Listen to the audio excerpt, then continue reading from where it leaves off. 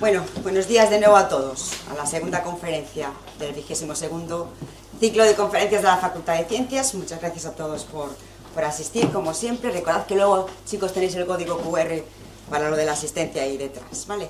Y hoy tenemos también a alguien, como siempre traemos a alguien muy especial. Ya lo sabéis que para nosotros todos nuestros invitados son muy especiales, pero este ha venido con una agenda muy apretada, porque es muy difícil conseguir la presencia de Jesús, porque, como todos sabéis, es una persona tremendamente ocupada.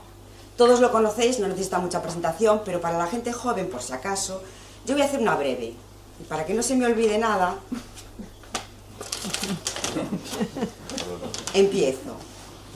Jesús Martínez Frías, catedrático, doctor en Ciencias Geológicas por la Universidad Complutense de Madrid, como todos sabéis, o casi todos, experto en meteoritos, geología planetaria y astrobiología, con una cantidad de estancias en el extranjero, por ejemplo, en la Universidad de Leeds, en United Kingdom, en Heidelberg, en Alemania, en Toronto, Canadá, en California, San Diego, Estados Unidos, Yo no podría decir todo lo que ha hecho este hombre a lo largo de su vida, porque es una barbaridad, así que he cogido un extracto que pone de él en el CSIC, que dice: experto en geociencias planetarias y astrobiología, del CSIC, miembro de los equipos de ciencia en las misiones de la NASA y su análogo europeo de la ESA en relación con Marte, NASA MSL, NASA Mars 2020, ¿verdad?, del Rovers Curiosity, Perseverance y proyectos Biomars ISS, y en varios proyectos, obviamente, también del Ministerio relacionados con la Tierra, no solamente con Marte, ¿no? En paralelo, involucrado en aspectos de geoeducación, geoética y, por supuesto, numerosas actividades de divulgación científica, como es el caso que le trae aquí, ¿vale? Pero claro, es mucho más. Aparte de ser experto en meteoritos, geología planetaria y astrobiología del CSIC, es fundador y presidente de la Red Española de Planetología y Astrobiología REDESPA, de la Comisión de Geología Planetaria de la Sociedad Geológica de España y de la Asociación Internacional de Geoética. También es cofundador del Centro de Astrobiología, CSIC-INTA, asociado a la NASA Astrobiology Program. Es profesor honorífico del Departamento de Bioingeniería e Ingeniería Aeroespacial de la Universidad Carlos III de Madrid. Es académico numerario de la Real Academia de Ciencias Exactas, Físicas y Naturales de España. Es académico correspondiente de la Real Academia de Doctores de España. Es académico numerario de la Academia de las Ciencias, Ingenierías y Humanidades de Lanzarote. Es miembro de misiones de la NASA Rovers Curiosity y ESA, el europeo proyecto Biomex ISS. Es colaborador científico del planeta. Sigo. Lo de Murcia. Lo de Murcia. Pero aparte es autor de 14 libros, que es, algunos ya es una pena que no lo vamos a poder a lo mejor ya ni conseguir, ¿vale?, porque ya se han agotado.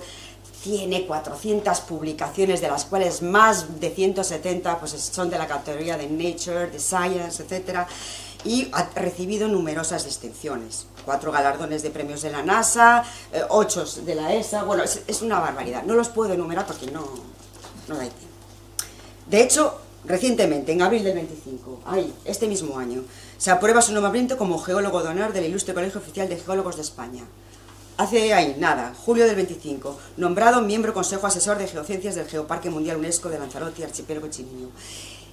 Ya va a ser ahora, también, me lo dijiste la fecha, ni siquiera sabíamos, el próximo 28 de octubre, en la Universidad de Las Palmas. Lo van a nombrar doctor honoris causa por la Catholic University of New Spain, en la Florida. O sea, yo creo que cada mes le va cayendo algo ahora.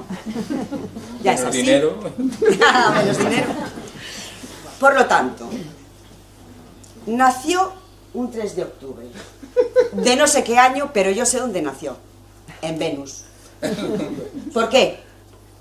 Porque Venus tiene cada día 5.832 horas. O es de Venus, o si no, no da tiempo a saber todo lo que hace. Así que os dejo con él, que es su charla lo más interesante. Muchas gracias, Esther.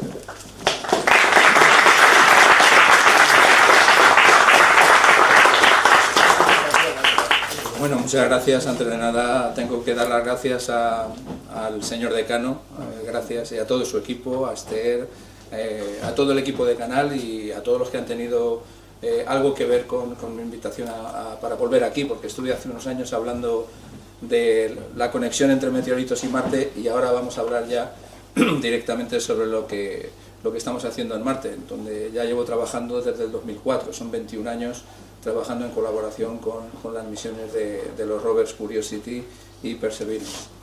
En esta charla voy a dar una visión general, voy a intentar dar una visión general, una especie de barniz de todo lo que llevamos haciendo, y en la primera parte es algo introductorio, sobre todo para los estudiantes, sobre qué es la geología planetaria, la astrobiología. Una de las cosas que hay que decir es que en el espacio no hay cajones cerrados de disciplinas, sino que lo que hay son problemas que hay que resolver, bueno, igual que en la naturaleza hay muchos otros temas, y entonces tenemos que colaborar físicos, químicos, geólogos, biólogos, matemáticos, ingenieros, de todo tipo, ¿no? Y eso es una ventaja porque aprendes de todos los demás y además tienes la posibilidad de conocer a gente muy interesante que trabaja en temas muy variados de todas las partes del mundo, ¿no? Esta imagen es una imagen de la NASA. Se ve a una persona recogiendo una muestra, probablemente un geólogo, porque los geólogos son los que trabajamos con las rocas, con los minerales. Dentro de los equipos de ciencia de los rovers, en cada equipo del rover de científicos hay aproximadamente unas 500 personas trabajando, ¿no? De esos 500, aproximadamente el 60% somos geólogos. El resto, pues hay químicos atmosféricos, físicos atmosféricos, ecólogos, biólogos, físicos, matemáticos, de todo tipo, ¿no? Bien, una introducción rápida. Este es el instituto nuestro, el IGEO. El IGEO se creó en Madrid, no es algo nuevo, sino aglutinando, integrando todo lo que se hacía en geociencias desde distintas perspectivas. Es un centro mixto del CSIC, que es el Consejo Superior de Investigaciones Científicas, y la Complutense. Y bueno, lo he traído porque desde el IGEO nosotros estamos participando en las dos misiones más importantes, la del Curiosity y la del Perseverance, y también en otras, como bien ha dicho Esther, de la Agencia Espacial Europea. Y tenemos dos marcos también en paralelo que son muy interesantes, que son la Red Española de Planetología y Astrobiología, REDESPA, a la que se puede apuntar cualquiera de los que estéis aquí. Es totalmente gratuito. Y además, bueno, pues tenemos muchas informaciones, contacto con expertos, etcétera. Y la Comisión de Geología Planetaria de la Sociedad Geológica de España, bueno, que al pertenecer a la Sociedad Geológica pues ya hay que pagar una cuota, es diferente, ¿no? La astrobiología, esto es un póster que hicimos hace bastantes años en el CAP, es bien conocido. Lo que pretende este póster es explicar que la astrobiología intenta comprender qué es la vida en el marco de la evolución del universo. Es decir, la astrobiología es una especie de plaza a la que se puede llegar desde distintas calles, desde la microbiología, desde la química prebiótica, desde la astrofísica, desde la geología planetaria, etcétera, etcétera, ¿no? Es decir, cualquiera que intente abordar este objetivo general desde su propia disciplina se puede considerar un astrobiólogo, porque ahora mismo no hay un grado de astrobiología, sí hay másteres de astrobiología y doctorados. Concretamente en España, si estoy en lo cierto, solamente en la Universidad de Alcalá de Henares hay un máster y un doctorado en astrobiología y ciencias del espacio. Por lo menos yo estoy ahí como tutor y conozco a algunas personas que ya se han titulado, pero no como grado, es decir, no hay un grado específico de astrobiología.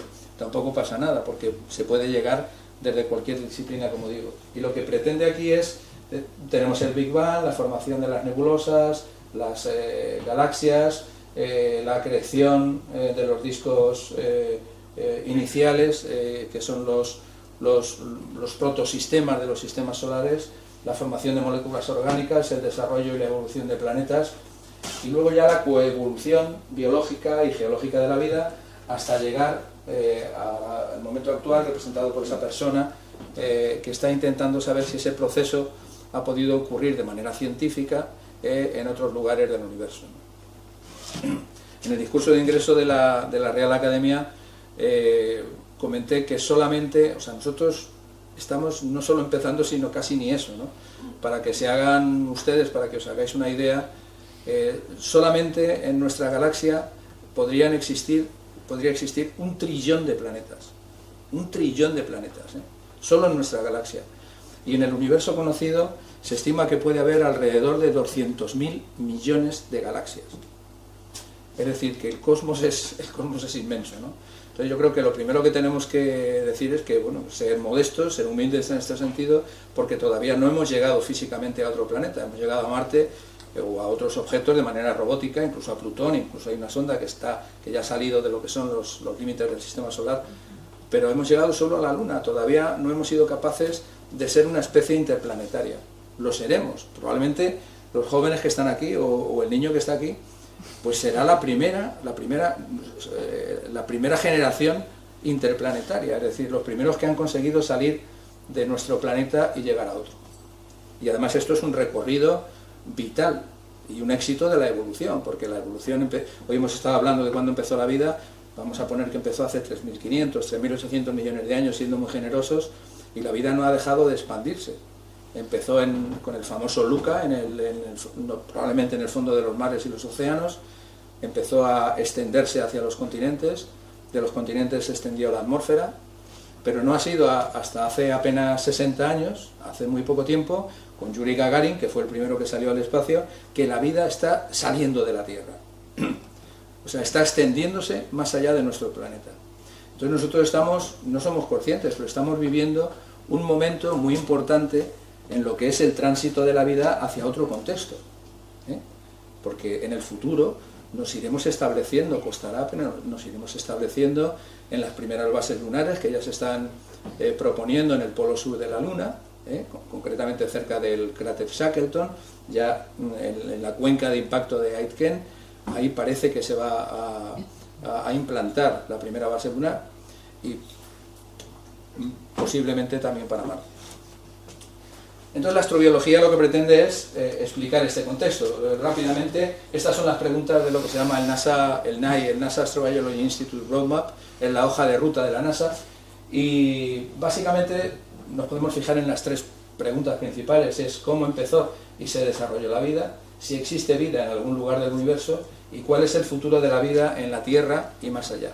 Esta tercera pregunta engloba también a la vida humana, es decir, cuál es el futuro nuestro en la Tierra y más allá. Es decir, que desde la astrobiología se ha intentado englobar, se ha intentado fagocitar también todo lo vital relacionado con la vida en un contexto mucho más amplio. Todas las misiones planetarias, sobre todo las de Marte, que es donde se están desarrollando prácticamente todas las actividades más relevantes, indican que la geología planetaria es importante en esta conexión astrobiológica. ¿Por qué? Porque nosotros desde la geología planetaria pues somos capaces de leer en las rocas cosas que otros no ven, otros con las plantas, los botánicos pues ven otras cosas, otros con la biología ven otras cosas mucho más general, o desde la química o la física, pero nosotros podemos interpretar en las rocas cómo se formaron, las condiciones termodinámicas y también el ambiente donde se formaron. Y cuando estás buscando vida en paleoambientes, en un planeta que tuvo una actividad mucho mayor en el pasado que ahora, es muy importante saber qué tipo de marcadores vitales o biomarcadores tienes que utilizar, porque Marte fue geodiverso en el pasado. Es decir, en Marte, ahora lo veremos, hubo ríos, lagos, mares, torrentes, sistemas hidrotermales, incluso un gigantesco océano se propone que pudo existir en el hemisferio norte. Desiertos, glaciares y por lo tanto la vida, si es que emergió en Marte, porque una cosa es la habitabilidad y otra la vida. Un planeta puede ser perfectamente una luna habitable y la vida puede no haber emergido. Entonces, si ya sabemos que Marte fue habitable en el pasado, al menos desde los parámetros de nuestro planeta. Si emergió la vida, no lo sabemos. Estamos encontrando posibles biofirmas, posibles biomarcadores, algunos muy recientes de la semana pasada, ¿no? Pero si esas firmas han quedado atrapadas en las rocas, es muy importante saber en qué ambiente se formaron esos materiales para poder seguir buscando. Bien, este es Marte, tal y como lo vemos en la actualidad. Marte tiene dos polos helados, con hielo de agua y hielo de CO2, de dióxido de carbono, pero bueno, también tiene grandes estructuras tectónicas, como es el Valles Marineris, pero Marte básicamente es un planeta volcánico, como lo fue la Tierra al principio. Marte tiene unos volcanes gigantescos, tiene cientos de volcanes, pero algunos son enormes. De hecho, así fue Marte en el pasado.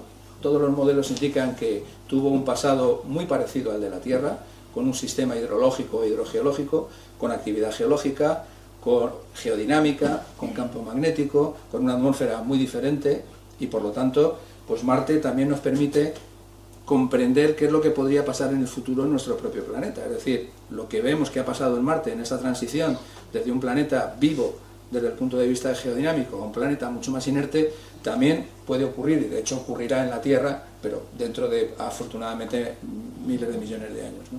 A no ser que nosotros lo entorpezcamos, ¿no?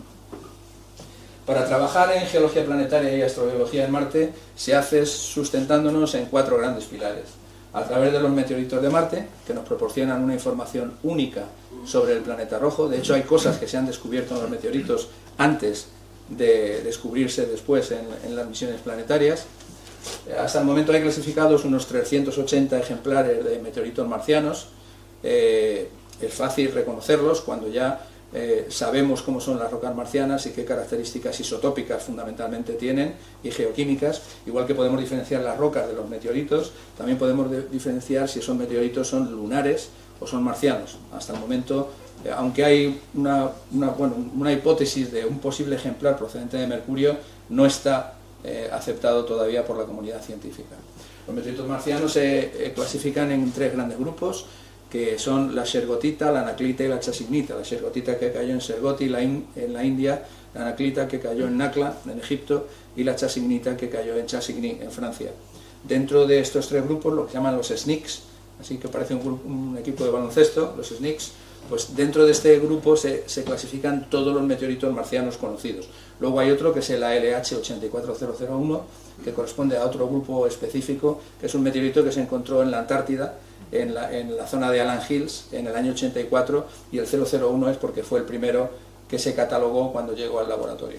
Pero vamos, ahí es donde se agrupan todos los meteoritos, y proceden de grandes impactos que han ocurrido sobre la superficie marciana, que han eyectado material y finalmente han sido atrapados por la gravedad terrestre y han caído en forma de meteoritos, igual que los asteroidales. La mayor parte de los meteoritos son asteroidales, el 99,9%. Solamente son muy pocos, unos pocos centenares, los de la Luna y los de Marte. Otra forma de estudiar Marte es mediante las misiones con los orbitadores y con los landers y los rovers. Una tercera forma de estudiar Marte es mediante las cámaras de simulación de ambiente marciano. Esta es una fotografía de las cámaras del Centro de Astrobiología, donde nosotros podemos emular las condiciones de Marte, la presión, la temperatura, la radiación ultravioleta, y trabajar haciendo análisis, por ejemplo, espectroscópicos bajo condiciones marcianas. Tenemos que aproximarnos lo más posible al ambiente donde se van a hacer los análisis cuando estemos allí. Y luego una cuarta forma, un cuarto pilar sobre el que se sustenta la investigación, son los denominados análogos de Marte. Los análogos son zonas singulares de la Tierra que nos permiten probar prototipos, validar modelos científicos, generar estándares que podemos utilizar después, probar prototipos de los rovers también, no solamente de los espectrómetros. Y bueno, en España tenemos una gran geodiversidad, como vemos, dinero para investigación no hay mucho, pero tenemos una gran biodiversidad y una gran geodiversidad. Creo que somos el primer país en reservas de la biosfera de la UNESCO del mundo y el segundo en geoparques de la UNESCO, es decir que hemos estado involucrados en todas las batallas geológicas y biológicas posibles desde el Cámbrico, y eso pues tiene su repercusión en nuestra biodiversidad y en nuestra geodiversidad. Rápidamente, algunas misiones importantes para que se vea cómo han ido evolucionando los coches, los rovers, ¿no? Pues en el año 76 tenemos los Viking, que son landers, son aterrizadores, no tienen ruedas, no se pueden mover. En el 97 tenemos el Mars Pathfinder con el Sojourner, que era un coche relativamente pequeñito. Los MER son los Mars Exploration Rover, el Spirit y el Opportunity. Fueron 2 rovers gemelos, uno fue a un cráter, al cráter Gusev, que era un paleolago, un antiguo lago, y otro fue a una zona hidrotermal, con hematita hidrotermal. El Lander Phoenix, el del año 2008, que aterrizó en el polo norte de Marte, y además pudo confirmar la presencia de hielo de agua por debajo de la superficie del regolito a unos pocos centímetros. Y luego ya, pues las misiones más recientes, la Mars Science Laboratory, el rover Curiosity del 2012, el InSight, que es un lander, es un instrumento fundamentalmente geofísico para determinar si Marte todavía tiene vitalidad geológica, tiene actividad geodinámica, y el Mars 2020, el rover Perseverance del año 2021. Bueno, y luego aquí los orbitadores, que son fundamentales porque la información se envía desde la superficie de Marte a los orbitadores, de los orbitadores a los satélites de la Tierra y de allí a las estaciones, que se es recogida. La información tarda en llegar más o menos unos 10 o 15 minutos aproximadamente, ¿no? Y también en enviarse, cuando se envían las instrucciones. Bien, rápidamente, para que veáis cómo ha ido evolucionando la hoja de ruta general de las misiones. En principio se intentaba ver los ambientes habitables, después la búsqueda de señales o de huellas de vida, y finalmente el futuro se refiere más a preparar ya Marte para las futuras misiones tripuladas. De hecho, ya el Perseverance tiene algunos equipos que están trabajando en este sentido, es decir, de qué manera nosotros podemos ayudar para las futuras misiones que van a llegar al principio será muy poco tiempo, obviamente, porque Marte es un objeto muy hostil, ¿no? Pero ya se está preparando. Por ejemplo, hay un equipo, hay un instrumento que se llama MOXIE, que está transformando el dióxido de carbono de la atmósfera de Marte en oxígeno. Lo está haciendo muy despacito, pero ya hay un prototipo que está funcionando. Es decir, que ya se está hablando de esa habitabilidad. Bueno, todo el cortejo de misiones, algunas han fallado, lógicamente muchas veces se falla, y los errores, los fallos son importantes para después tener éxito. No siempre puedes pretender tener éxito a la primera. Los chinos sí han llegado a Marte a la primera. Claro, el rover les ha durado poco tiempo funcionando, pero hasta el momento son el único país que ha conseguido poner un rover a la primera en Marte. Los rovers que hay ahora mismo en Marte son solamente los de la NASA, los de Estados Unidos, y el rover chino, el rover Zhurong. Luego veremos una foto. Esta imagen la he marcado con los 3 círculos porque, bueno, pues en el año 2020-2021, en ese bienio, es lo que se conoce como el bienio de Marte, porque países tan distantes y tan distintos desde todos los puntos de vista, incluso cultural, pues como Estados Unidos, China y Emiratos Árabes Unidos, enviaron 3 misiones que llegaron prácticamente de manera simultánea al planeta rojo. Bien, Marte, como he comentado, cambió. Marte es un objeto más pequeño, es un planeta más pequeño que la Tierra, está entre la Luna y la Tierra aproximadamente, perdió el campo magnético, perdió la actividad volcánica y por lo tanto Marte empezó a morir, empezó a empobrecerse geológicamente, la atmósfera empezó a ser barrida por el viento solar, que es un viento fundamentalmente protónico, que barre, bueno, cuando choca el viento solar contra la Tierra se generan pues, las auroras y todo lo que vemos, tenemos el campo magnético y la atmósfera que nos protege, pero en Marte pues poco a poco está quedando solo una atmósfera residual. La atmósfera de Marte, para que os hagáis una idea, tiene solo entre 5 y 11 milibares, es una atmósfera muy tenue, sobre los más de 1000 milibares de la atmósfera terrestre, no tiene capa de ozono tampoco. Y bueno, aquí está representado en este esquema del Servicio Geológico de Estados Unidos una relación de los distintos ambientes que ha podido haber en Marte, con precipitación, con agua de lluvia, sistemas volcánicos, hidrotermales, sistemas lacustres, glaciares, etcétera, etcétera. Pero hay mucho más. Marte fue tan geodiverso como la Tierra. Bien, rápidamente, algo de geodinámica. Simplemente decir que en Marte, igual que en la Tierra, hay una dicotomía litosférica. Es decir, la litosfera marciana es en unos lados más gruesa y otro más fina. Y además tiene 2 características diferentes. En la Luna también se observa una dicotomía, pero por otras razones. Pero aquí vemos como todo el hemisferio norte de Marte es mucho más joven, es mucho más liso. El hecho de que un hemisferio o una zona de Marte esté menos craterizada es un indicador relativo de la actividad geológica del planeta o de la Luna. Es decir, si un objeto está totalmente craterizado, es que no ha tenido capacidad para reformar su superficie. Es como un peeling, ¿no? Es decir, cuando nosotros pues, nos vamos haciendo mayores, pues se va arrugando todo, la piel va quedando fatal, pero si te hacen un peeling, te hacen un lavado, de alguna manera te están reformando, te están rejuveneciendo, ¿no? Entonces, aquellos objetos que han perdido ya los cráteres de impacto es porque han tenido energía suficiente para modificar su superficie. Por lo tanto, el índice de craterización es un índice relativo también de saber las edades de algunas zonas con respecto a otras, ¿no? Bueno, aquí podríamos decir que el hemisferio norte de Marte ha sido rejuvenecido, no sabemos por qué, se habla de un gigantesco impacto, hay muchas hipótesis científicas sustentadas sobre datos, pero todavía no lo sabemos con claridad. Poco a poco vamos conociendo Marte con mayor profundidad, con los 2 hemisferios. Esta es la zona de Tarsis, la zona del Monte Olimpo, que es un volcán gigantesco. Simplemente a título didáctico decir que en Marte las llanuras se denominan planitia, los volcanes se denominan Tolus, Mons o Patera, dependiendo de las morfologías, y las regiones de las tierras altas del sur se denominan Terra. Es decir, que poco a poco vamos comprendiendo mejor la geología compleja de Marte y toda la mineralogía, de manera que los minerales van siendo geomarcadores de actividad y de habitabilidad, sobre todo los relacionados con el agua. O sea, cuando un mineral incorpora agua en su fórmula estequiométrica, lo que ocurre es que se ha formado a partir de un ambiente acuoso. Es decir, si tenemos yeso que tiene 2 moléculas de agua, pues tenemos un mineral con 2 moléculas de agua marciana que se puede analizar. O si tenemos epsomita con 7 moléculas de agua, o si tenemos, como ahora hemos descubierto, vivianita, un fosfato de hierro con 8 moléculas de agua. Es decir, los minerales, sabiendo en qué condiciones termodinámicas se forman, si además tienen agua que se puede analizar isotópicamente, podemos saber cómo han sido los procesos de fraccionación o de fraccionamiento isotópico dentro de esas fases, ¿no? Esto lo traigo para que se vea la importancia de la contribución de la litosfera y del manto a las condiciones de habitabilidad de cualquier planeta, en este caso de Marte. Aquí tenemos, por ejemplo, el volcán Calbuco, con una pluma enorme que llega hasta la estratosfera. Esto es de una erupción del año 2015, y las emisiones enviando ingentes cantidades de volátiles a la atmósfera.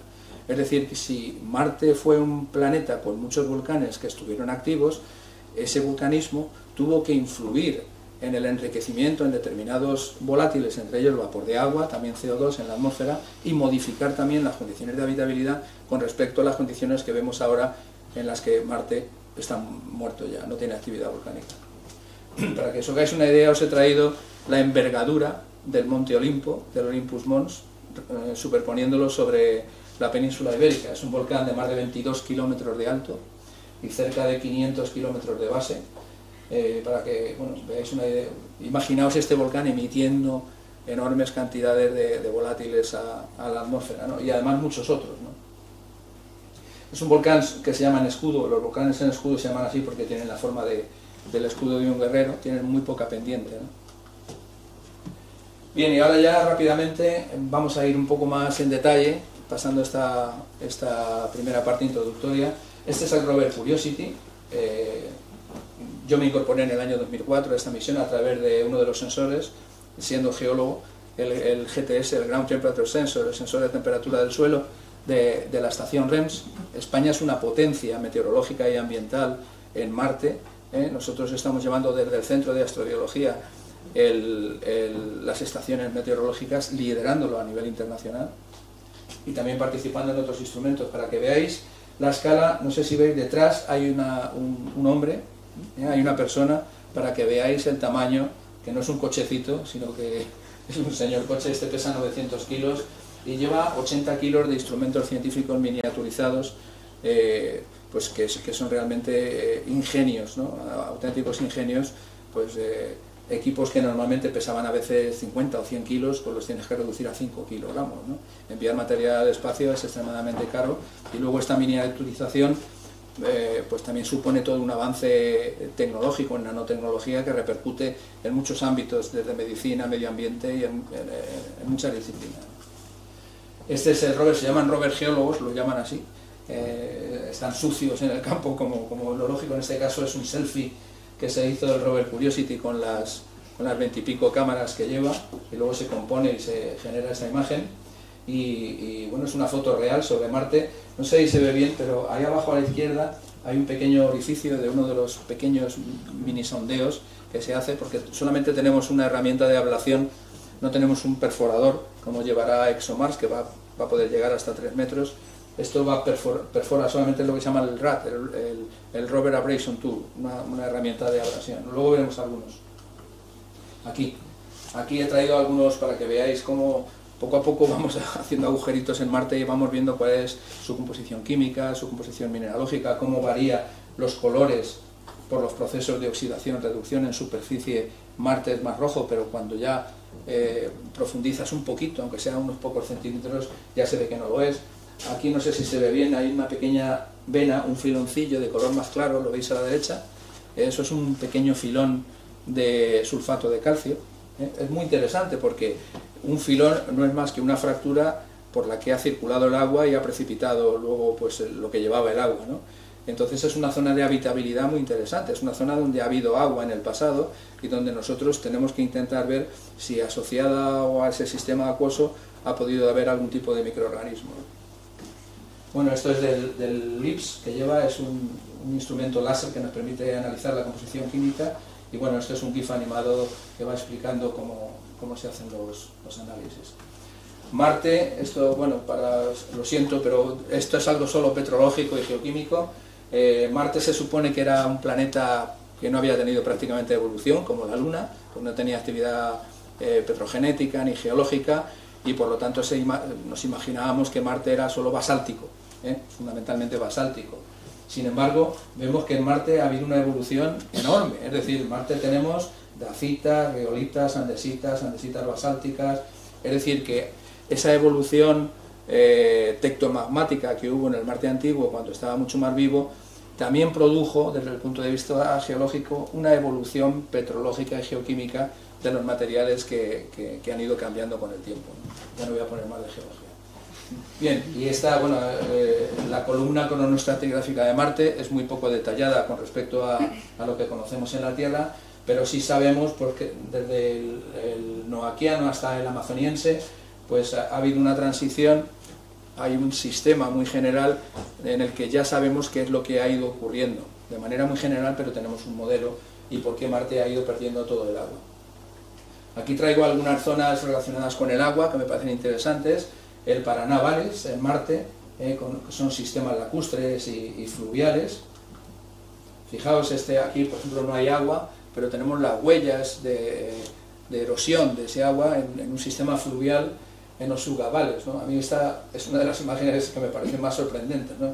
Es un sistema de escorrentía superficial que no tiene agua, pero sí tiene lo que ha hecho el agua en la superficie. O esta otra es impresionante, esto es lo que llamamos un stockwork, es decir, una red filoniana en este caso de sulfatos de calcio,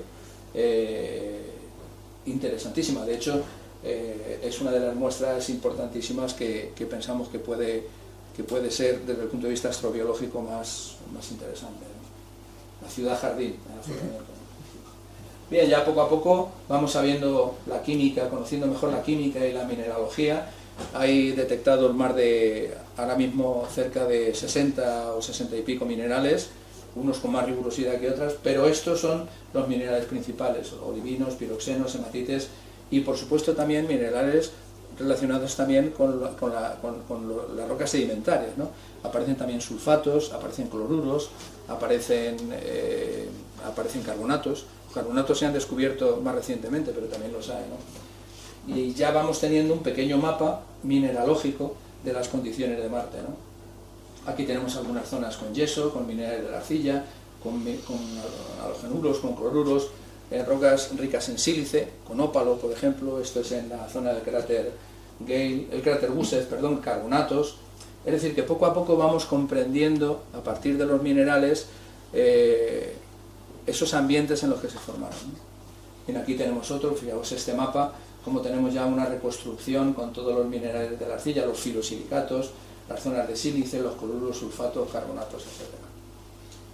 Bien, nuestros trabajos, la verdad es que lo hablábamos ayer, trabajar con la NASA es como trabajar en primera división, es una suerte, y yo, ahora que hay muchísimos estudiantes aquí, yo os animo a que perdáis cualquier complejo, porque cualquier persona puede llegar a trabajar en las agencias espaciales, y más ahora que el espacio está siendo pues una especie de valor emergente, ¿no?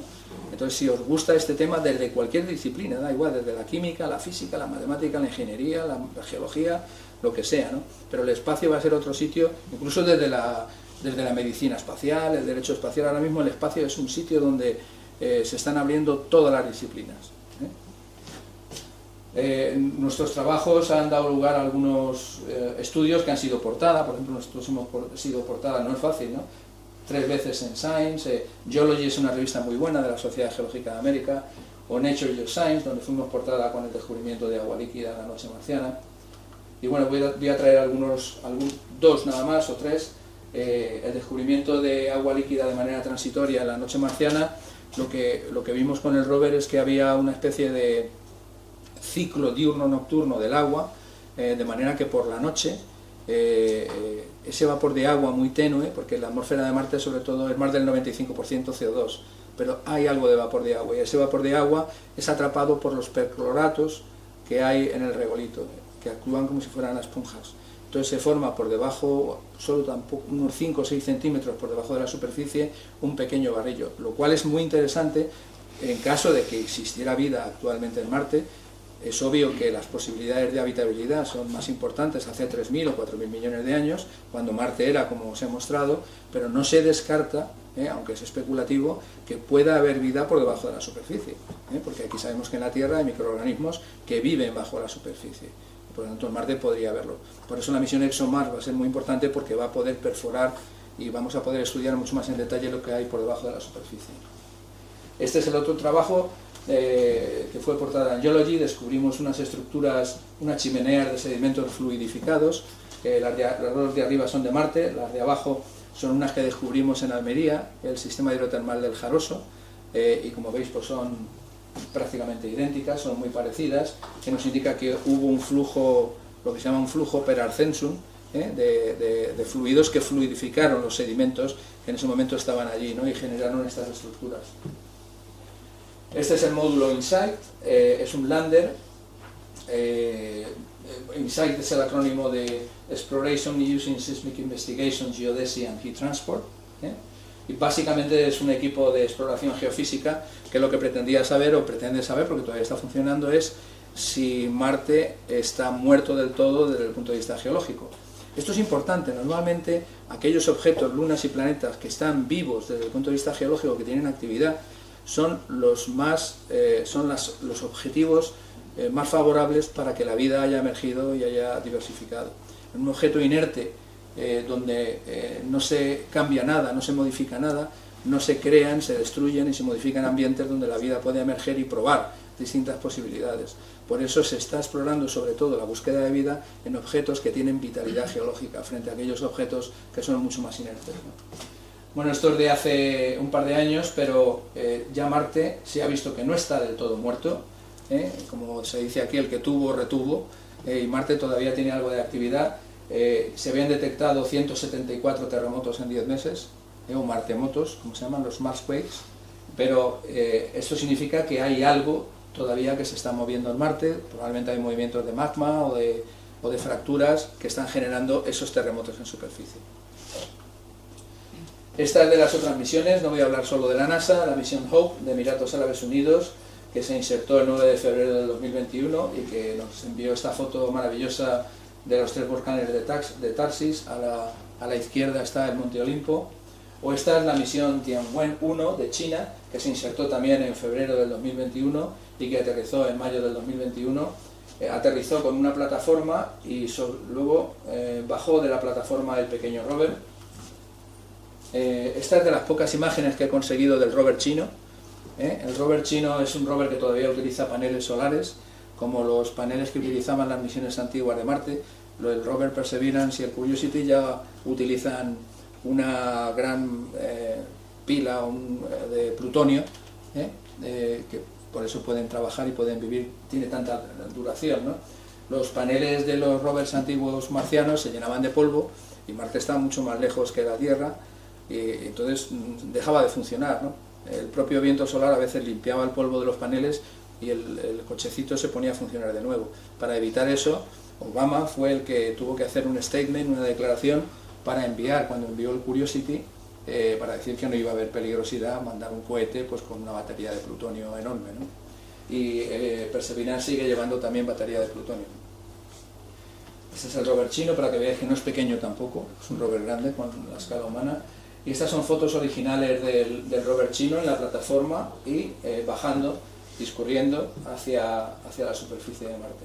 Esta es una imagen que parece de juguete, a mí siempre me ha parecido como de juguete. Es lo que se llama el Turing Group Photo, la foto del grupo Turing. Y lo que hicieron los chinos fue dejar una pequeña cámara enfrente y hacerse el selfie. En vez de hacer el selfie montando con las cámaras, pues fue la cámara la que hizo el selfie y luego lo mandó, creo que fue por Bluetooth, y desde allí pues lo mandaron a la Tierra. Ahí se ve a la derecha la plataforma desde la que bajó el rover y el rover a la izquierda. Y bueno, este es el futuro rover ExoMars, el rover Rosalind Franklin, europeo. Es una misión en la que nosotros empezamos a trabajar hace también un montón de años, pero que por muchas razones parece que ha estado agafada, ¿no? Hubo problemas con el Beagle 2, los que se acuerden pues se estrelló, y luego justo cuando iba a salir desde Baikonur empezó la invasión de Ucrania, empezó la guerra y también se abortó todo lo relacionado con la misión, que si todo va bien, pues para el año 2028, no falta mucho, volverá a salir. Pero una misión no puede quedar paralizada sin que pase nada, es decir, hay que volver a recalibrar toda la instrumentación, etcétera, etcétera. Este rover es el que va a llevar el perforador. Nosotros llevamos aquí un espectrómetro que es español, que está diseñado desde España. Este es el rover Perseverance, como veis es muy parecido morfológicamente al rover Curiosity, pero realmente es un ingenio con unas mejoras extraordinarias, ¿no? Este pesa más de 1 tonelada, son 1025 kilos lo que pesa. Aquí he traído los instrumentos del rover, lo he puesto en castellano. Nosotros estamos participando desde España, además me gusta esta imagen porque son las colaboraciones internacionales de la NASA, ¿no?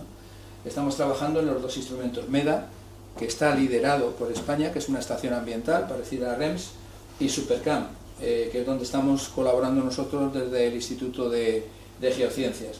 Es un instrumento que puede detectar compuestos orgánicos presentes en rocas y regolito a través de la mineralogía y el análisis de la composición química. Se dirige desde Los Álamos y el responsable es el doctor Roger Beans, pero ahí es donde nosotros estamos colaborando fundamentalmente. Aunque luego cuando ya te incorporas a una misión, ya eres parte de la misión, no eres parte solo del instrumento. O sea, esto es una de las cosas muy buenas de la NASA, que me han gustado mucho, es que tú te incorporas a través de un instrumento que lleva ciencia y tecnología a la misión, pero luego cuando la misión empieza a arrancar, ya eres parte de la misión, es decir, puedes colaborar, y de hecho se colabora y es imprescindible colaborar entre todos los instrumentos. Este es un GIF animado real del rover Perseverance. Sabéis que el rover Perseverance por primera vez lleva otro instrumento, otro equipo, que es el Ingenuity, que es un pequeño dron helicóptero, y es la primera vez que se consigue que vuele un dron, sobre todo en la superficie, en la atmósfera tenue de Marte, ¿no?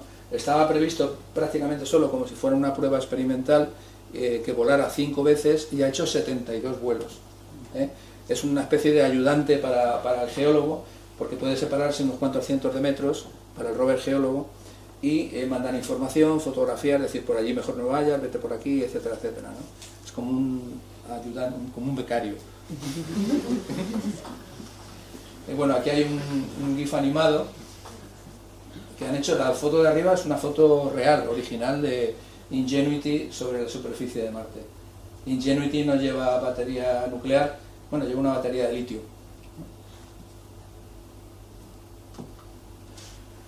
Bueno, la geología también impulsa el dónde ir y dónde no ir. El rover Perseverance aterrizó en este cráter, que era un paleolago, que es el cráter G0 o Y0, y en ese cráter hay un canal que es el Nered Babales. En este Nered Babales por aquí entraba el agua con los sedimentos y formó un gigantesco delta, que se ve perfectamente. El rover aterrizó justo enfrente del delta y lo que hemos hecho es ir subiendo por el flanco, este flanco sur del delta, hasta llegar al Nered Babales. Otra de las cosas que hemos hecho, que también, bueno, a mí me ha gustado como español de la misión, es que lo que solemos hacer en las cuadrículas de trabajo es proponer nombres, ¿no? Entonces yo propuse el nombre de Timanfaya, porque es donde estamos trabajando ahora en Lanzarote, y resulta que pusieron los de la NASA Timanfaya en el centro de la elipse de aterrizaje del rover, ¿no? Lo cual fue impresionante, yo no me lo esperaba, ¿no? Y curiosamente el rover aterrizó en una de las cuadrículas intermedias entre Timanfaya y Teide, en Cañón de Chelly, que se rebautizó después con otro nombre, como Octavia Butler, ¿no? Una escritora afroamericana de ciencia ficción. Aquí he traído algunas imágenes, yo creo que alguno habrá visto algún reportaje espectaculares del aterrizaje. Al ser un rover tan pesado, requiere un aterrizaje especial. Aquí se descuelga con unos cables desde la grúa con los retropropulsores el rover. Esta es una foto hecha desde el rover hacia arriba y esta es una foto hecha desde arriba, desde la estructura que descuelga los cables hacia abajo. Se ve incluso la perturbación con los retropropulsores del sedimento volcánico, del regolito volcánico. Esta es una imagen de los sedimentos del Taikos, de los sedimentos de esta zona, la hemos llamado Kodiak, se llama así, y aquí es donde bueno, pues encontramos cosas interesantísimas que nos permitieron desvelar cómo había sido la dinámica del proceso de formación del delta, ¿no? Este fue un artículo que se publicó en Science, y fijaos el tamaño de los bloques transportados por el agua es de cerca de 2 metros, es decir, que era un sistema de alta energía, capaz de transportar bloques de 2 metros de tamaño, ¿no? Es decir, imaginaos la fuerza que tenía el agua cuando salía del Neret Babales, ¿no? Bueno, entonces este es otro estudio enorme, son muchos autores porque o sea, es imprescindible la colaboración con muchísima gente, ¿no? Esto es toda la caracterización petrológica y geoquímica de las rocas ígneas del cráter, ¿no? Este es otro descubrimiento que hicimos reciente, yo creo que fue el año pasado, y que era inesperado, ¿no? Y es que el rover con una de las ruedas rompió una roca y resulta que estaba llena de cristales de azufre nativos. No sé si alguno lo ha visto en Canarias o en algún otro sitio, pero son cristales asociados a actividad fumarólica, también se pueden formar de otra manera, ¿no? Y este es el descubrimiento que ha dado lugar esta la he traído, no pensaba ponerla, pero como fue la semana pasada hubo una conferencia de prensa de NASA anunciando que se habían encontrado posibles indicios de una biofirma, ¿no? Por primera vez una biofirma en Marte. Y bueno, pues fue nuestro artículo, ¿no? Nuestro artículo gracias a nuestro artículo, pues se ha tardado más de un año en publicar en la revista Nature, pues se produjo esta rueda de prensa, ¿no? Aquí tenemos, he traído el resumen en inglés porque como luego todo se desboca y además los medios a veces pues hablan de manera sensacionalista, pues alienígenas en no sé qué, vida en Marte y tal, pues lo que se ha encontrado solamente son indicios de posibles huellas de vida pasada en Marte. Pero ya es importante porque tenemos definido este biomarcador, un biomarcador que bueno, pues tiene estos frentes de reacción que se ven ahí, estos spots de leopardo, los cristales de olivino, que están alterados en algunas zonas, tiene este fosfato de hierro con 8 moléculas de agua, tiene greigita, que es un sulfuro de hierro magnético, tiene carbono orgánico, se ha detectado también, es decir, son texturas, minerales, tienen una geoquímica rica en algunos elementos como cobre, zinc o níquel, es decir, es un modelo que aquí en la Tierra se asigna cuando se encuentra a la participación de bacterias, ¿no? De procesos de biomineralización. Entonces, por eso, una de las hipótesis más plausibles es que pueda estar relacionado con la existencia de bacterias en el pasado marciano. Bien, estamos recolectando muestras para que sean traídas a la Tierra y puedan ser estudiadas por los futuros estudiantes que están aquí en la misión Mars Sample Return. No sabemos qué va a pasar con esta misión porque bueno, parece que la administración estadounidense está dando prioridad a otro tipo de cosas y misiones y bueno, nosotros estamos haciendo un trabajo muy riguroso. No os podéis imaginar los debates que hay para incorporar unas rocas u otras o unos minerales u otros porque es limitado el número de cápsulas que llevamos y hay todo un debate científico, pero bueno, estamos dejando algunas muestras para que en esa futura misión se puedan recuperar y traer a la Tierra, entre ellas esta muestra de la biofirma, ¿no? Que esperamos que nuestro estudio también ayude a decir, oye, no canceléis esta misión porque es interesante, ¿no? Estas son las cápsulas, tenemos 38, las otras 43 son de estandarización. Esta es una foto de las cápsulas sobre la superficie de Marte con la roca que bueno, queda atrapada en la cápsula y luego se va a mandar a la Tierra mediante un pequeño cohete. Hay un vídeo, no sé si va a funcionar, espero que sí. Bueno, será. Vamos a ver.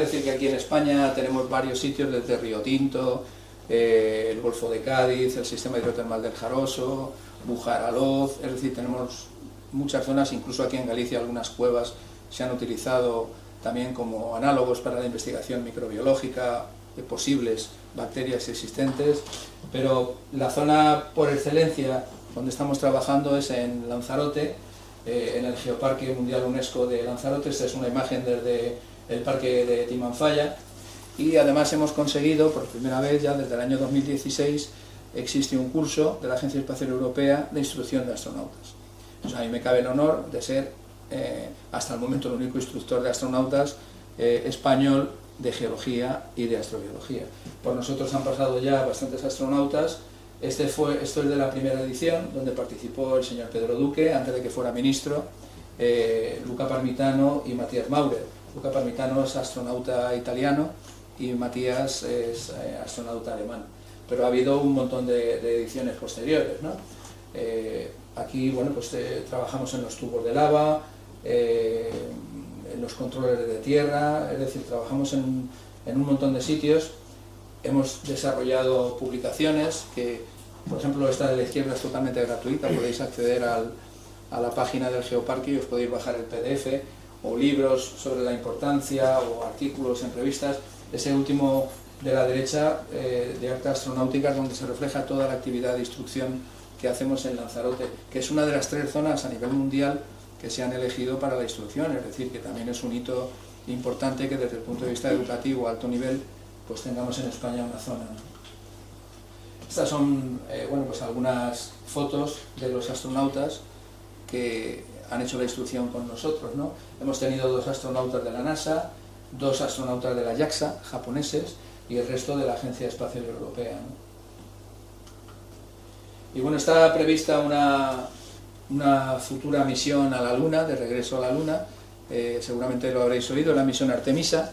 La misión Artemisa no tiene como objetivo estratégico la Luna, sino Marte, pero como objetivo táctico tiene la Luna, y ya hay seleccionada una primera tripulación. Va a haber una serie de instrumentos también que nos van a permitir hacer análisis. La sonda Orión captó ya algunas imágenes espectaculares de la Tierra y de la Luna. En este acuerdo Artemisa, los acuerdos son importantes porque lo que hacen es que todos los países que firman el acuerdo trabajan bajo las mismas condiciones, y es muy importante que no cometamos los errores que hemos cometido en el pasado cuando trabajamos desde el punto de vista geoético o regulatorio también fuera de la Tierra, ¿no? Entonces aquí ya en julio del 2025 eran ya 55 países, no sé si se habrá incorporado alguno más, tal vez alguno más, pero no, uno como mucho. Y nada, para terminar, pues decir que poco a poco estamos avanzando hacia la detección de huellas de vida, si es que existió o existe, y también hacia la primera misión tripulada al planeta rojo. Es decir, cuando hablamos de habitabilidad, tenemos que hablar de habitabilidad pasada y presente de los microorganismos y también de la futura habitabilidad humana, ¿no?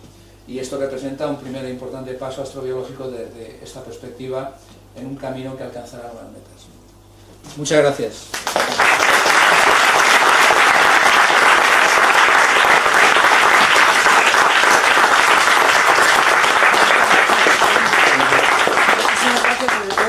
Hemos tenido muchísima suerte, precisamente la primicia, porque Sí. después de salir esta noticia, justo lo tenemos aquí nosotros. ¿Sabéis? Hemos Ya ganado hasta os han copiado, hemos ganado hasta la Complutense. Bueno, pues si tenéis alguna pregunta que hacerle, ahí lo tenéis, enfrente, en directo. Sí. ¿Y esos coches que se mandan para recoger información a Marte son dirigidos por personas que están en la Tierra? Sí. ¿O tienen un programa? Sí, hay un equipo de ingenieros y de científicos que se dirige desde la Tierra. Yo pude participar, lo hemos hablado en una de las fases, desde JPL, desde Pasadena, y la verdad es que es impresionante, ¿no? Además está todo cartografiado, parece muy fácil, es como un videojuego cuando lo tienen ya todo preparado, ¿no? Pero luego el equipo de ciencia asociado a los instrumentos y de ciencia asociada a la misión es quien decide cuál va a ser el modo de operación y hacia dónde va a ir y qué es lo que va a hacer. Hay una cosa que se llaman los LTP, que es el Long Term Planner, que son los que planifican el diseño de la misión en su conjunto, y luego sobre eso ya se van haciendo variaciones dependiendo de los de los intereses de cada instrumento o de combinar instrumentos. Por ejemplo, si quieres hacer una pequeña perforación, quieres saber con otro instrumento medioambiental o meteorológico, pues cuál va a ser el tiempo en ese momento, si va a haber viento, si no va a haber. Es decir, que a mí lo que más me gusta es la interacción instrumental y científica dentro de la misión. Me parece lo más interesante. ¿Más? Vale. Ver, tenemos una chiquita... espera, que tenemos una chiquita ahí detrás primero. Vale. Primero, levanta. Ahora te digo a ti. Es que si no, no te oímos bien. Se mencionó que estáis introduciendo oxígeno en vez de CO2 para intentar hacerla más habitable. ¿Eso podría interaccionar con los minerales que hay ya por ahí en Marte? ¿Por eso se necesitan más cosas? Hombre, podría influir, a escala planetaria yo creo que es casi despreciable lo que se está haciendo. Se están produciendo unos pequeños gramos de oxígeno. Pero bueno, de alguna manera podríamos decir que estamos terraformando de alguna manera Marte, aunque ya digo que es despreciable. Estamos hablando de un planeta entero y estos son unos pocos gramos y son pruebas de prototipo más que de otra cosa. Pero la idea es llevar un equipo más potente y que, bueno, pues como en la película de Martian, que podamos generar nosotros nuestro propio oxígeno a partir del CO2. Esa es la idea, ¿no? Y agua. Y agua y cultivar también, ¿no? O sea que... ¿Sí?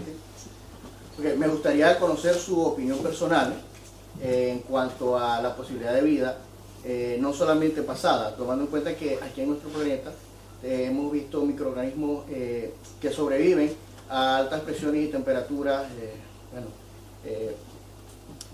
La vida busca su camino, pero para su opinión personal, no solamente profesional, ¿qué cree usted, tomando en cuenta que podemos conseguir acuíferos ahí en Marte? Bueno, es una pregunta, o sea, como científico no tenemos todavía ninguna evidencia. La mejor evidencia que tenemos es esta posible biofirma que hemos encontrado, ¿no? Aunque sea una autocita, ¿no? Pero es la mejor evidencia hasta el momento, ¿no? Pero yo pienso que si existiera, o sea, que si la vida se abre camino, como se decía en Parque Jurásico, ¿no? Pero si realmente hubiera vida en otro objeto de nuestro sistema solar, sería tremendo. O sea, que en un solo sistema solar ya hubiera dos planetas, o tal vez en las lunas, en Encélado, o en Europa, o en Titán, también son objetivos astrobiológicos, ¿no? O incluso en Plutón. Plutón tiene actividad geológica, con montañas de hielo de 3.000 metros, ¿no? Entonces, no sabemos, pero desde luego en el cosmos yo estoy convencido de que tiene que haber vida, pero es casi una creencia, o sea, es algo especulativo, no lo puedo confirmar como científico. Sería, como decía Carl Sagan, sería absurdo desaprovechar tanto espacio, ¿no? Estamos hablando de 200.000 millones de galaxias y que la vida solo hubiera aparecido aquí, no parece muy razonable. Es decir, si la vida es realmente una consecuencia de la evolución del universo, pues cuando se den condiciones paralelas, parecidas a las que tenemos aquí, en otro sitio, ¿por qué no va a haber aparecido la vida, ¿no? Pero no lo podemos asegurar. Incluso podría haber otro tipo de vida diferente a la vida que nosotros conocemos, ¿no? Pero claro, tenemos que buscar vida no solamente en la NASA, sino los chinos, la Agencia Espacial Europea, todos buscan vida de acuerdo con los parámetros que conocemos en la Tierra, que son la química del carbono y la presencia de agua líquida. Son fundamentalmente las dos fuerzas conductoras que impulsan la investigación astrobiológica, ¿no? Y eso es lo que se está buscando sobre todo. Yo solo quería corroborar, porque claro, lo vi por ahí también, que es verdad que mediante el agua se quiere crear, o sea, separar el hidrógeno y el oxígeno, sí, para el hidrógeno meterlo en, bueno, como combustible, sí, de las naves. Sí, sí. Sí. Pero claro, eso habría que hacerlo desde aquí, intentar llevar maquinaria a Marte. Es que yo escuché mediante una pila electrolítica, pero no sé... O sea, pero es que llevarlo a Marte, ya llevarlo a la Luna, tenéis que daros cuenta de que trasladar material a la Luna, 1 kilo de lo que sea al espacio, cuesta unos 800.000, cerca de 1 millón de euros, ya sea comida o infraestructura. Por eso es tan importante lo que se llama el ISRU. El ISRU es el acrónimo de la utilización de recursos in situ. Entonces, cualquier cosa que nosotros podamos utilizar en la Luna o en Marte va a ser fundamental. En Marte, sobre todo, porque estamos a 6 meses de viaje y otros 6 meses de vuelta. La Luna está más cerca, estamos entre 3 y 4 días, nada más, está a 380.000 kilómetros. Entonces podemos, no, falta algo, mira, se me ha olvidado algo, ¿no? Pues tienes que ir a buscarlo a la Tierra, ¿no? Se me ha olvidado el sándwich. Ya tenemos el sistema ese. El sistema ese, el cohete, Vale, ¿no? que va a ser el delivery. El Marte es mucho más complicado y el IRRO es más importante, pero por ejemplo, con los ingenieros de caminos, no sé, que antes ha surgido el tema, estamos colaborando porque hemos fabricado el primer simulante lunar español. Es decir, hay muy pocos simulantes del Johnson Space Center y nosotros con Rocas de Lanzarote hemos fabricado el primer simulante lunar que nos permite trabajar con un material parecido desde el punto de vista de la ingeniería que existe allí. Entonces se van a hacer carreteras, pistas de despegue, aterrizaje, caminos, escudos antirradiación, pero los ingenieros tienen que hacer pruebas. Entonces los geólogos tenemos que fabricarles material parecido al material que hay allí, ¿no? Entonces todo eso es importantísimo, es decir, los recursos, no solamente el agua, que el agua por supuesto es fundamental, pero el resto para cultivar, ¿no? Estamos haciendo también estudios para ver si se puede cultivar o se puede extraer oxígeno del regolito. El regolito tiene sobre todo óxidos y silicatos y ya se están produciendo una serie de experimentos para extraer oxígeno del propio suelo, ¿eh? O utilizar el regolito para el cultivo de plantas y alimentos, cultivo de plantas que puedan generar oxígeno o cultivo de alimentos, patatas, tomates, lechugas que podamos comer allí, ¿no? Como en la película de Martian, ¿no?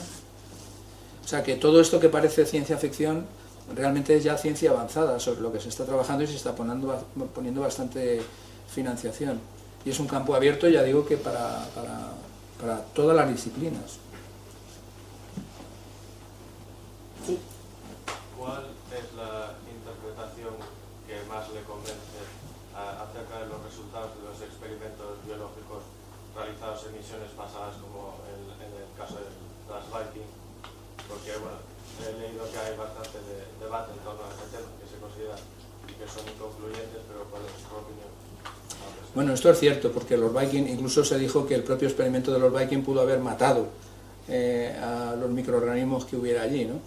Y hay todo un debate científico y se han publicado algunos estudios muy interesantes. Hasta el momento los Viking han sido las misiones más astrobiológicas, por así decirlo, ¿no? Es decir, todas estas misiones han sido más de estudio geológico, de caracterización de la habitabilidad, pero es que es muy difícil hacer estudios astrobiológicos como los que se hicieron con los Viking por la rigurosidad de los experimentos. O sea, en Marte hay una cosa que se llama la Planetary Protection, la protección planetaria. Esa protección planetaria tiene una categorización. O sea, la categoría de la Luna no es como la de Marte. La categoría de un asteroide carbonáceo no es la misma que la de un asteroide metálico. Y en Marte, por ejemplo, no se puede llevar agua, ni siquiera. Es decir, nosotros no podemos llevar agua a Marte. Está prohibido, porque estaríamos contaminándolo. Si apareciera, por ejemplo, un pequeño charco con percloratos, una solución sobresaturada en percloratos, no podríamos analizarla, porque el rover podría contaminar eso. Habría que hacer una misión específica para analizar aquello. O sea, ahora mismo los criterios de protección son como aquí con las minas, ¿no? Las minas y los estudios medioambientales que hay que hacer, pues allí igual. O sea, allí los requerimientos ambientales de protección planetaria son muy estrictos. De hecho, hay muchos científicos que están diciendo que tenemos que promover que no sea tan estricta la legislación para poder avanzar más, llevando agua, por ejemplo, y haciendo un experimento, ¿no? Pero es muy difícil, tiene que cambiar la legislación. Es todo más complejo de lo que parece. Mi opinión personal es que no lo sé. No lo sé, es que es la más sincera. O sea, no sé si se encontró vida. Indican que si hubo vida y esos resultados fueron realmente generados por microorganismos, pues nos los cargamos, pero tampoco está confirmado y por lo tanto no lo sé, tendríamos que volver allí y hacerlo de nuevo bajo los parámetros actuales. Han pasado 60 años. Este chico primero. Sí. Yo tenía una pregunta sobre qué es lo que se busca exactamente cuando se busca vida, porque nosotros tenemos el concepto de vida de la Tierra, células, o dependiendo de a quién le preguntes los virus.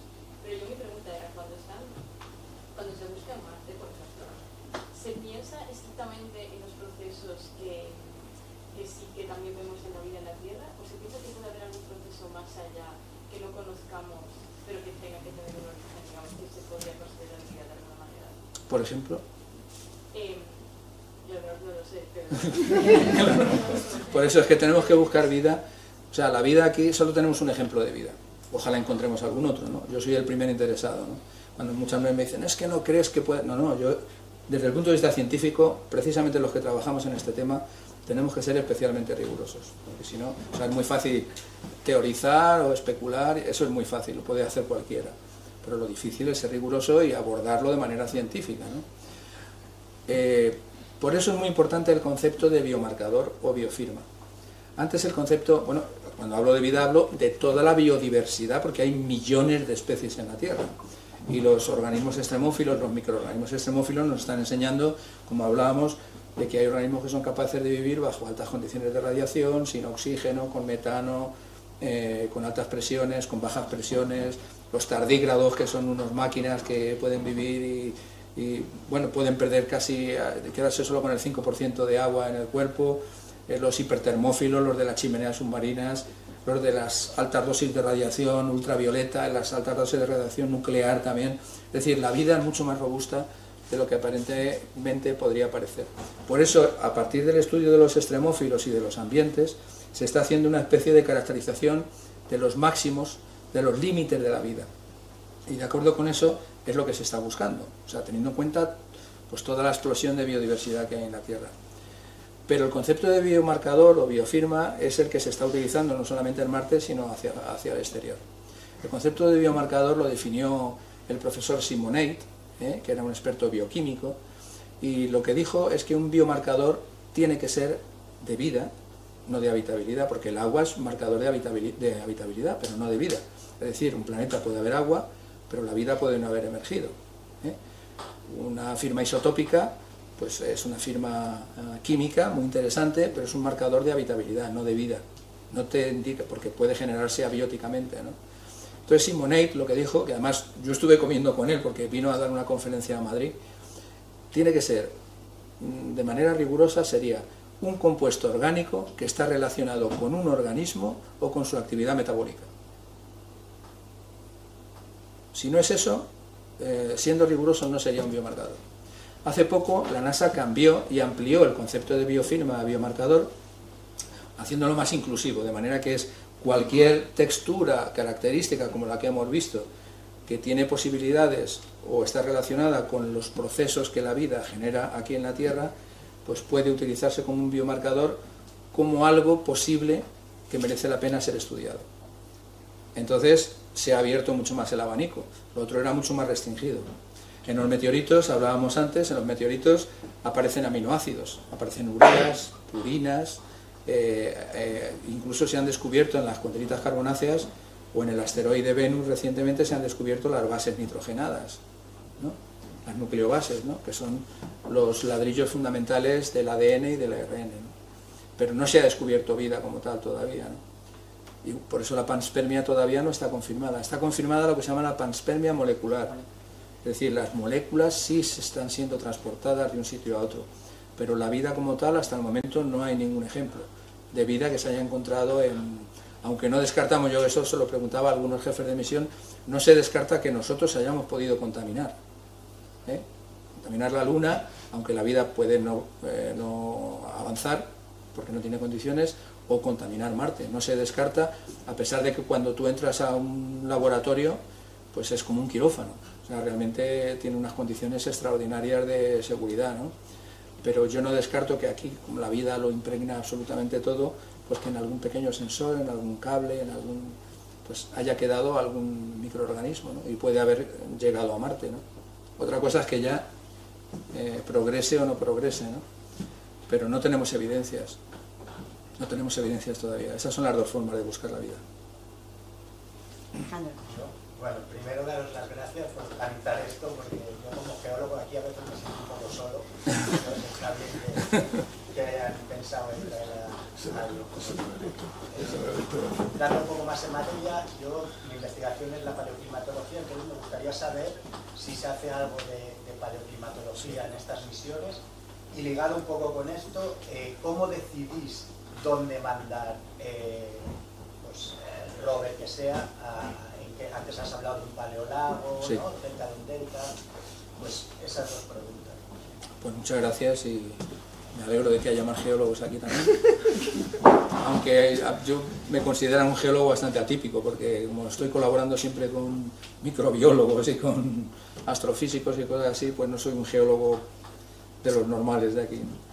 Pero, bueno, pero sí, desde luego sí, los estudios paleoclimáticos en Marte se están realizando, y además a través de España, que está liderando.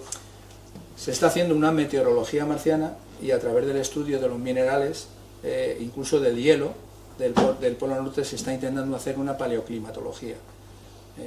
O sea, meteorológicamente ya sabes que no es lo mismo meteorología que climatología, obviamente, pero sí se está profundizando bastante en la meteorología. Lo que se está viendo es que varía bastante de las zonas de interior de cráter a las zonas de planicie, o de las zonas del hemisferio norte al hemisferio sur, ¿no? Los cráteres, estamos hablando de este cráter, tiene cerca de 50 kilómetros de diámetro. El anterior tiene unos 160 kilómetros de diámetro, y además, bueno, hay una pila de sedimentos de más de 3.000 metros. Es decir, que sí nos permiten hacer un estudio del pasado, intentando investigar cómo pudo ser el clima, ¿no? Lo que sí sabemos es que a efectos generales, lo que he puesto, pues el clima cambió. O sea, Marte era un planeta con una atmósfera mucho más densa, con campo magnético, con precipitaciones, con escorrentía superficial, y ahora es un objeto que climatológicamente es muy diferente, ¿no? Tiene una atmósfera sin ozono, con muy baja presión atmosférica, etc.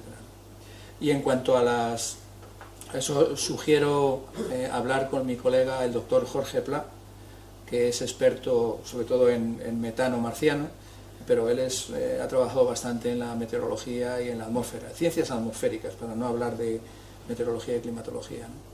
En cuanto a cómo se deciden las zonas, pues hay unos debates científicos espectaculares, claro, porque cada grupo potente de presión quiere llevar su sardina, ¿no? Como se dice, ¿no? En las colas. Y entonces cada uno quiere ir a un sitio. Los cráteres de impacto suelen ser zonas muy interesantes de exploración. ¿Por qué? Pues porque los cráteres de impacto, ¿qué hacemos los geólogos cuando queremos saber lo que ha pasado? Pues hacemos un sondeo o una cata, ¿no? Los cráteres de impacto ya han sufrido ese desmantelamiento de manera natural por el impactor que ha generado. Entonces el rover puede penetrar desde la superficie, no solamente rascar la superficie, sino penetrar. Los cráteres de impacto, además, los impactos generan unas altas condiciones de presión y temperatura, y lo que hay es removilización de los fluidos que hay atrapados en las rocas. También es interesante, como zona de exploración astrobiológica, que haya habido una removilización de los fluidos en el sitio donde tú vas a ir, ¿no? Es decir, que los cráteres de impacto, por ejemplo, las misiones de los MER, el Mars Exploration Rover estuvo en el cráter Gusev, las misiones del Curiosity ha ido al cráter Gale, y esta ha ido al cráter G0. O sea que los cráteres tienen bastantes posibilidades de ser zonas muy interesantes de exploración. Bueno, también tienen el riesgo de encontrar algo que viene del exterior, que no era de Marte. Que también, claro.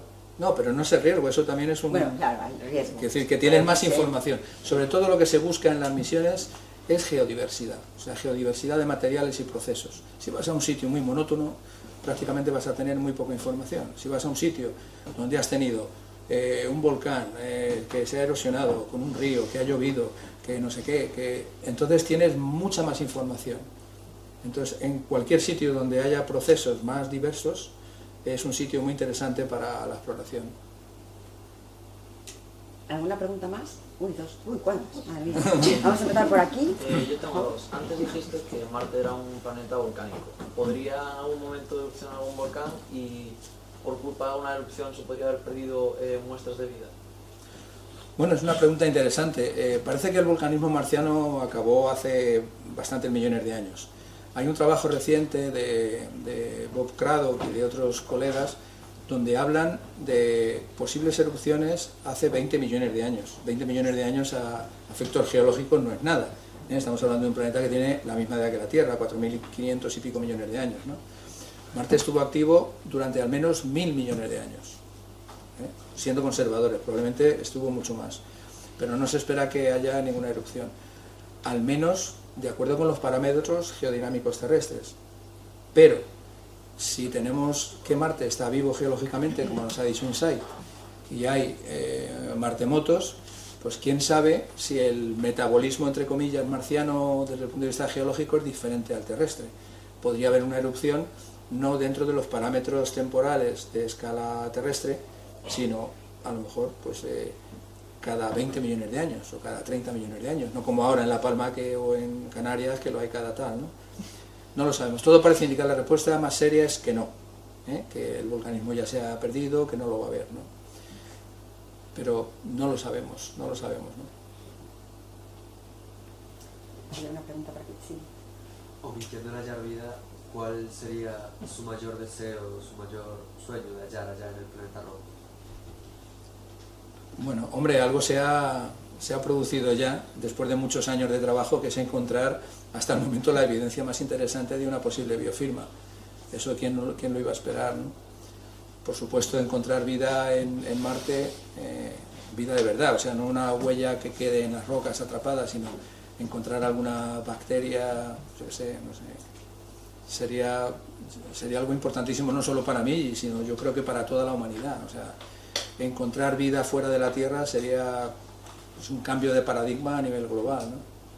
Y yo creo que lo vamos a conseguir, no ahora, pero con el tiempo descubriremos vida, porque la vida no ha dejado de progresar y de extenderse, y igual que ha existido aquí, existe aquí, existirá en otro sitio, yo creo. Hombre, para mí sería pues una cosa tremenda, ¿no? Una noticia fabulosa, ¿no? ¿Tú tienes una pregunta? No, estaba allí. Dime. Muchas veces he oído contextos más o menos especulativos sobre vida extraterrestre, el concepto de formas de vida no basadas en carbono, específicamente basadas en silicio, muchas veces se comenta. ¿Eso es algo que se considera seriamente en astrobiología, formas de vida a base de otros elementos químicos, basadas en otros elementos químicos, que el carbono es algo que está dentro básicamente del trayectoria de la ciencia ficción?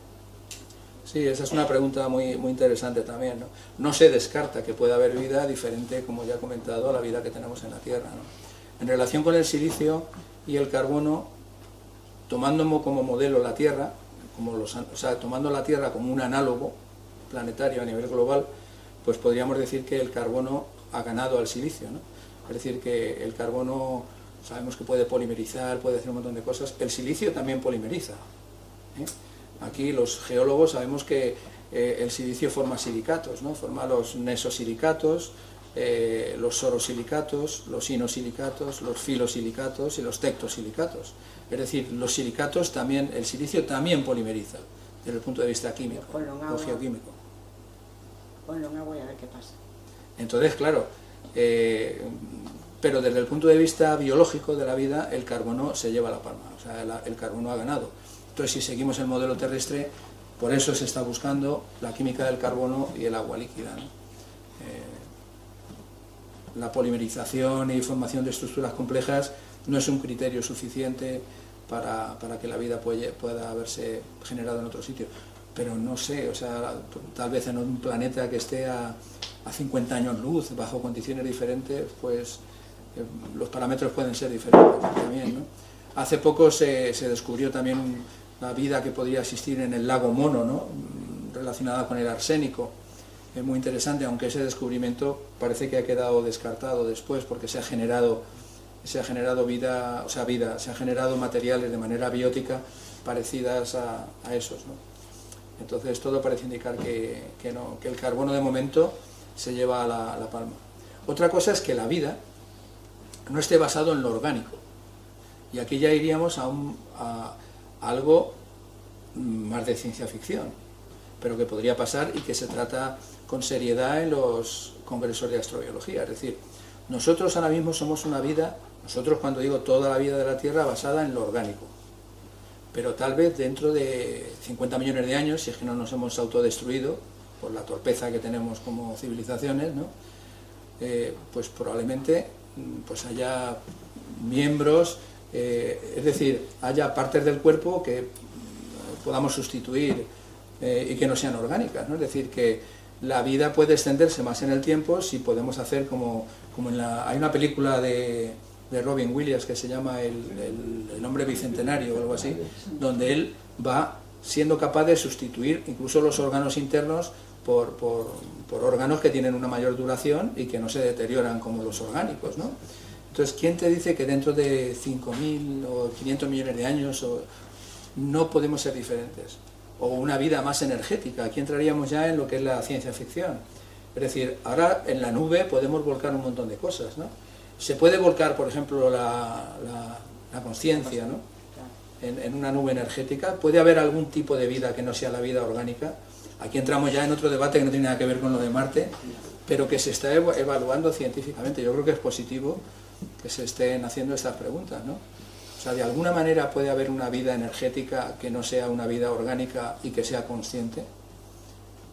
Pues tal vez ha evolucionado. Nosotros hemos evolucionado aquí 4.000 millones de años hasta llegar ahora, ¿no? Pero, ¿qué puede pasar dentro de 1.000 millones de años? A lo mejor ni estaremos aquí, estaremos en otro sitio. Habremos sido capaces de viajar fuera de... O sea, es que lo que ha hecho el ser humano en 100 años... O sea, yo muchas veces digo, imaginémonos cómo son los conceptos de hace 5.000 años, de los científicos. Antes era lo más serio y lo más riguroso que había, ¿no?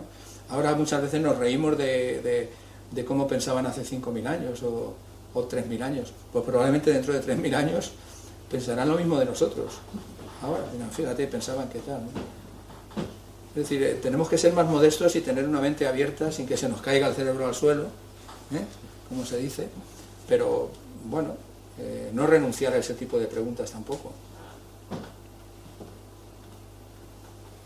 Quería hacer una última pregunta que era sobre la búsqueda de vida en Marte. Si Marte, o sea, las condiciones actuales que tiene son muy distintas a la Tierra, pero antiguo, ya hace miles de millones de años tenía unas condiciones muy parecidas a la Tierra.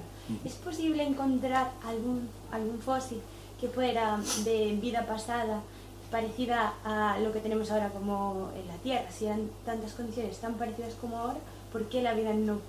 ¿Sabes? A mí me tiene sentido que fuera muy parecida a como se está desarrollando ahora. Una pregunta también muy interesante. La vida también necesita tiempo para evolucionar y necesita que las condiciones de contexto se hayan mantenido. Aquí la vida en la Tierra, cuando se produjo sobre todo lo que es la explosión, fue en el Cámbrico, lo que llaman la explosión cámbrica, ¿no? Que se produjo hace unos 500 millones de años. Es decir, que la vida, o sea, la Tierra, fundamentalmente, no estuvo habitada, salvo esos pequeños indicios, durante casi 4.000 millones de años. Entonces, Marte se sabe que tuvo agua de manera, o que tuvo condiciones de habitabilidad buenas durante al menos 1.000 millones de años. Para que la vida dé lugar a un fósil, aunque sea el fósil más primitivo, tiene que tener tiempo para evolucionar también, ¿no? Por eso lo que se están buscando sobre todo son huellas de la vida. Es muy difícil que la vida haya evolucionado porque no ha tenido mucho tiempo, y además es muy difícil que se haya conservado. O sea, conservar un fósil de 3.000 millones de años o de 4.000 millones de años es muy complicado, sobre todo porque en Marte hay unas condiciones de radiación que destruye prácticamente todo. Tendría que haberse mantenido en una roca sedimentaria de grano fino, en un ambiente tranquilo, y haberse quedado ahí. Por eso se está buscando en estos materiales de 4.000 millones de años del cráter, en estas lutitas. Es una lutita donde se ha encontrado esto, ¿no? Una roca, una arcilla de grano fino, una arcilla, ¿no? Un material muy, muy fino. Es muy difícil, podría haber, pero la paleontología no acaba de desarrollarse en Marte como disciplina porque se asume que la vida no ha tenido tiempo de evolucionar. Entonces los fósiles de bacterias, es muy difícil hablar de fósiles bacterianos. Es más fácil hablar de la actividad que han generado las bacterias y que se puede reconocer en las rocas o en los minerales. Pero conseguir, yo que sé, aunque sea algo, un miliólido, una globigerina o algo que aparentemente es muy sencillo, eso requiere tiempo para que la vida evolucione hasta ese nivel. Entonces, yo no lo descartaría, pero es difícil. Relacionado con lo que decías antes de la contaminación que puede haber en Marte, si se sigue explorando o se llevan humanos para allí, o si, entiendo que se iría a las zonas con una mayor habitabilidad para la vida tal y como se conoce. ¿eso también podría hacer que se extinguiese o hubiera una competición de la vida terrestre con una posible vida marciana, ¿no? Por supuesto. Por supuesto, por eso hay muchas reticencias a las misiones tripuladas y a tener mucho cuidado con lo que se va a hacer allí. Y antes de enviar agua o enviar algo, pues mi postura es tener claro, saber claramente, inequívocamente que no hay vida. O sea, que no vamos a destruir el segundo posible, no vamos a entrar como un elefante en una cacharrería, ¿no? O sea, si la vida ha emergido también en otro planeta, en nuestro sistema solar, no vamos a entrar allí, contaminarlo todo y destruirla, ¿no? Por eso hay tantas reticencias a enviar cosas para hacer estudios experimentales, etcétera, etcétera. ¿Alguna pregunta más? Sí. La estructura interna de Marte es tipo la de la Tierra, núcleo, manto. Sí, es igual. ¿Y hay placas continentales? No. Marte pudo tener algo parecido a la tectónica de placas en el pasado, pero no tan complejo como la Tierra. Igual que la Luna es un sistema monoplaca, en Marte hay como mucho dos placas, la placa del hemisferio norte y la placa del hemisferio sur. La foto esa, sí. Pero probablemente cuando el planeta tenía mucha más energía y había mucho más magmatismo, algunas esas partes de esas placas sí pudieron fragmentarse y hacer una especie de prototectónica de placas, ¿no? Muy primitiva, pero no como la de la Tierra, claro. Bueno, creo que hemos abusado un poco, ¿no? No, Bueno, pues encantado. muchísimas gracias por la charla. Un placer.